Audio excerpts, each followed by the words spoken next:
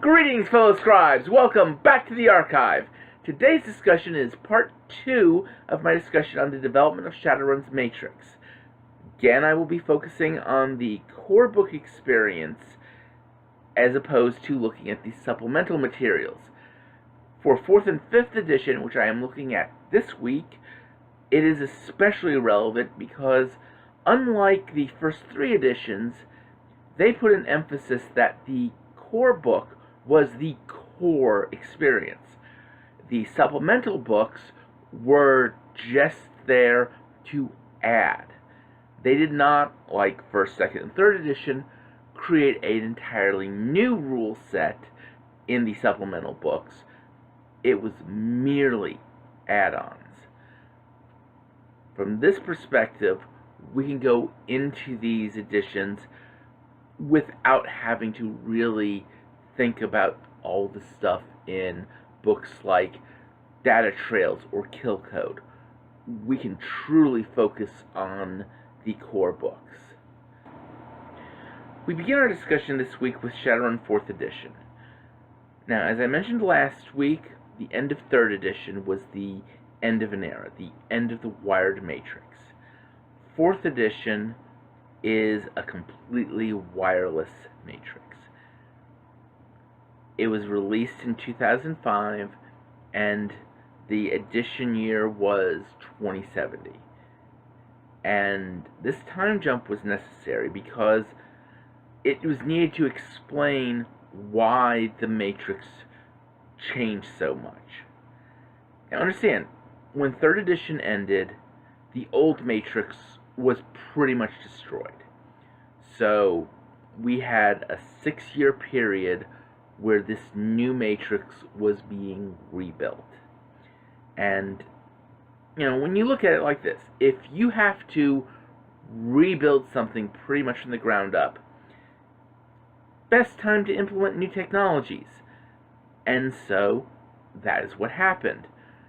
This led to the development of augmented reality. You walk down the street and you see ads, or you see prices of things, or all that fun stuff. And, we still have virtual reality, but now you can interact with things without becoming a slab of meat. And that also changed things. And gone are the cyberdecks.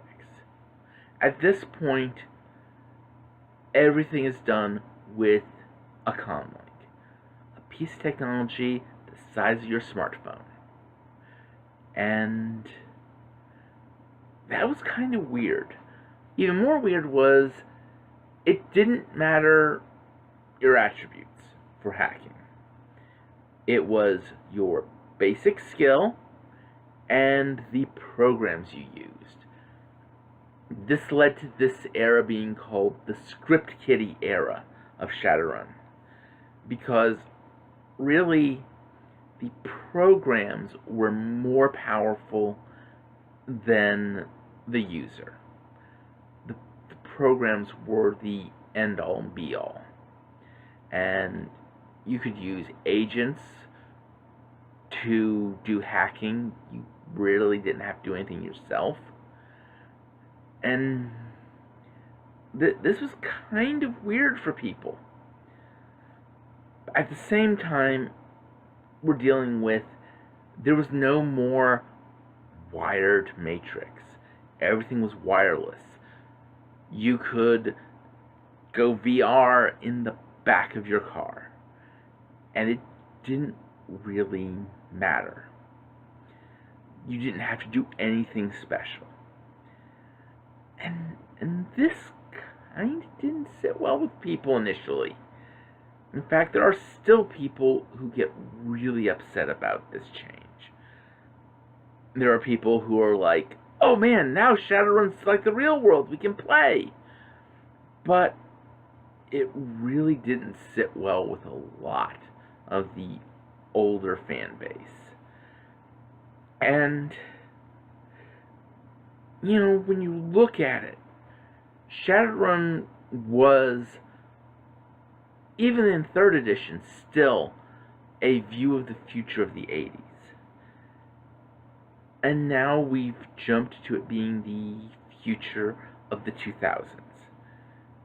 Who knows what it's going to be like as technology develops. But what happened was that, if you're looking at what was going on, wireless was growing more and more common. You had access to Starbucks Wi-Fi hotspots. McDonald's even had Wi-Fi hotspots. You had to get a password back then. It's not the ease of access we have now, but it's still, at this time, I was just starting to work at a hotel that had both wired connections and wireless. And that was a selling point, that it had wireless. And things were changing in the world. And Shadowrun had to change with it. I love the older editions, but they don't look like what we see today. And Shadowrun had to change. And because of this, we got the Matrix 2.0.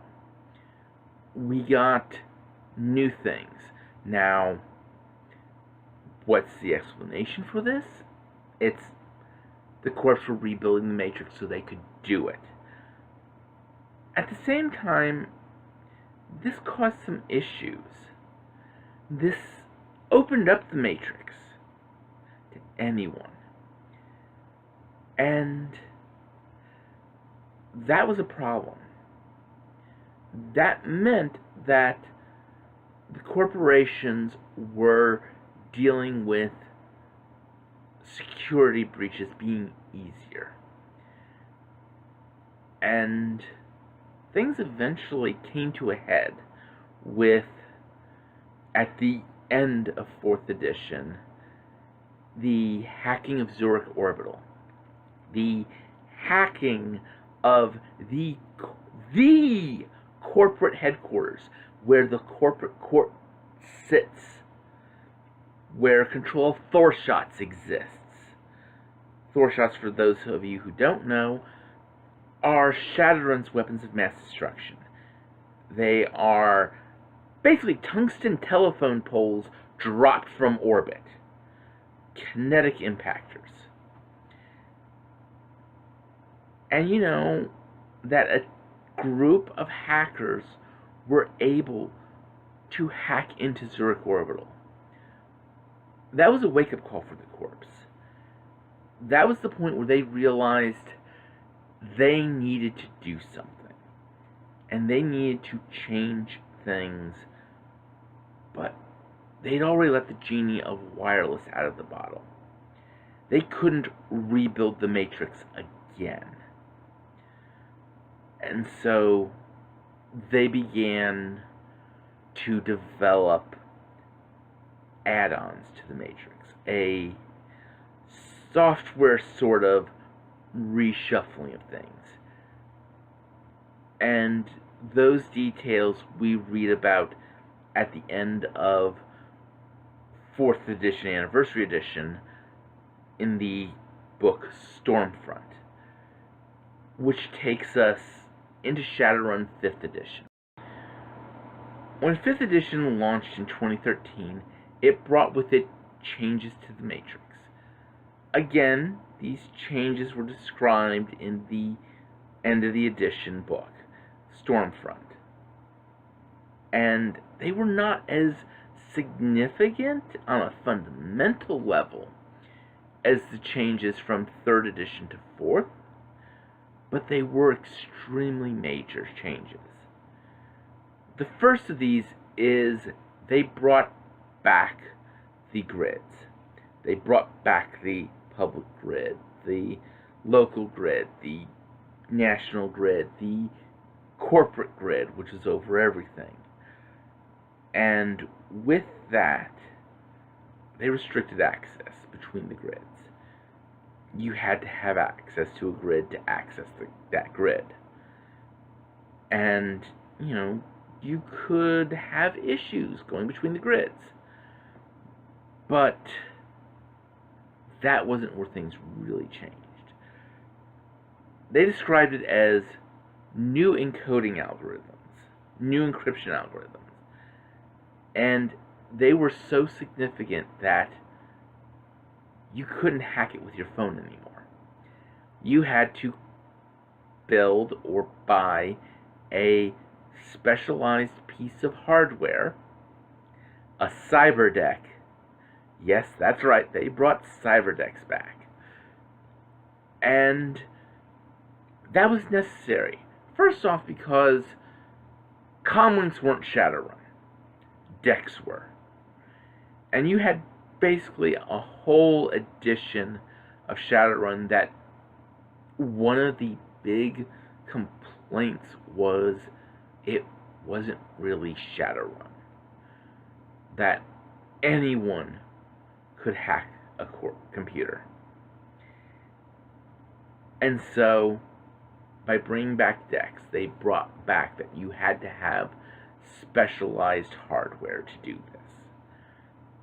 And that change was significant and cool. And those of us who loved the idea that you had to have specialized hardware were extremely happy at that. And then they brought in something that was both cool and scary as heck. The scariest thing from a hacker's perspective that was brought into Shadowrun was the Grid Overwatch division. God. Don't think that name wasn't intended to scare people. Because you are dealing with a group that could go into extraterritorial territory and go after you. You're hacking Renraku, and you think you're safe because you're an Ares? Yeah, right. No. God's got you. And that was scary. But what was even scarier was that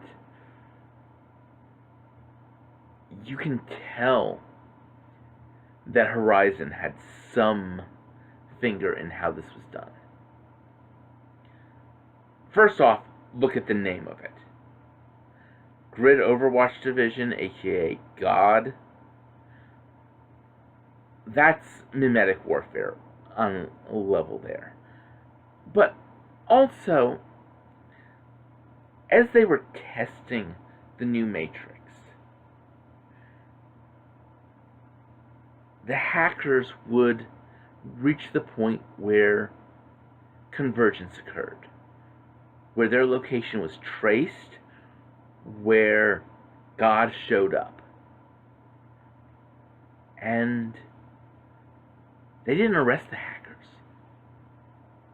Because, the hackers were actually doing what the corps asked, helping them test this new Matrix.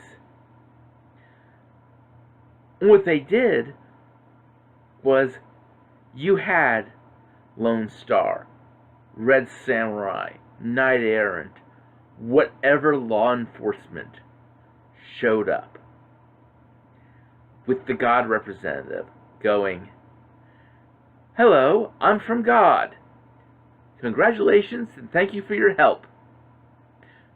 We will do this whenever you hack."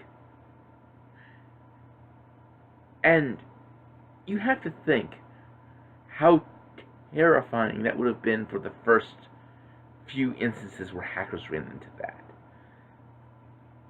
These hackers weren't used to this. They did all their bouncing and routing and all that, and convergence still happened. And then as they started learning, they realized they're on a timer. they have a certain amount of time to get in, get out, and do the stuff that they need to do. And those testing visits by God, that is just the sort of mess with your head type stuff that you would expect to come out of the Dawkins group in Horizon. Because that's just the way they are. You're dealing with a corporate spec ops division that won't kill you, that specialize in meme warfare, that specialize in social engineering. And this whole testing process really seemed like that's what was going on. So, hacking in 5th edition ends up very much being, you need the specialized hardware. The hardware determines the maximum that you can do, in the fact that your cyber deck determines your limits. Then you have to rely on your skill and your attributes again. There's no more script kiddie work. There's no more, oh look, I've got a slick attack program, I can beat that. It's now, I've got an attack program that gives me a small edge in beating this. You still have to rely on your own skill. And then, because of the ever-present threat of God, you have to get in, get what you want, get out. There's no more, I'm going to go in, while I'm here, I'm going to rifle through, get all the pay data, and get out. There's no more, I'm going to get the pay data, then trash the system. It's going to be a case of get in, get what Mr. Johnson hired me to get, or put the back door in so that I can do this thing later, and then get out. You don't want to take any longer than necessary, because that Overwatch score is creeping up every couple seconds. Every action you do, it's causing the eye of God to drift and focus more on you. And when you hit that scary score of 40, that scary point of convergence, bad things happen. So you don't want to dilly-dally anymore. And this is truly a change from any edition. Because, even in 2nd edition, if you were a good hacker, you would suppress the ice, get the CPU, I got the CPU, go till you trigger a passive alert, pop back to the CPU, cancel the alert, go back, harvest all the pay data till your deck was full, and then go. That doesn't happen in 5th edition. You can't do that. You've got only a certain amount of time before convergence happens. And you've got to get things done quick. That puts a pressure on the virtual reality hacker that they've never had before. And I find that cool as heck. And, some people don't like it. Some people think the idea of the corporations going, look, these people hacked Zurich Orbital. We've got to defend ourselves in some way, and we can't keep going, well, you can't come onto our territory to go after this hacker. That was necessary. Those changes were necessary as the wireless technology became more mature, more accessible. They had to restrict it somehow. And that led to this action. That led to the creation of God. That led to the layered grid. That led to the encryption algorithms that did away with script kiddies. And that was necessary. I am really, really glad the 5th edition Matrix changed things in logical ways. The power behind them may be a little weird, but it was still, the reasoning behind the changes made sense. And that's where we are today. Will there be significant changes in 6th edition Matrix? Who knows? Who knows if there will even be a 6th edition? They might just keep doing 5th edition for many, many more years. Who knows? We'll see. Thank you for joining me. If you like this channel, please like and subscribe below. And I will see you again next week. I have not yet decided my topic for next week, but I do look forward to discussing whatever it is with you. So, see you next week in the archive. Have a good day, and keep gaming.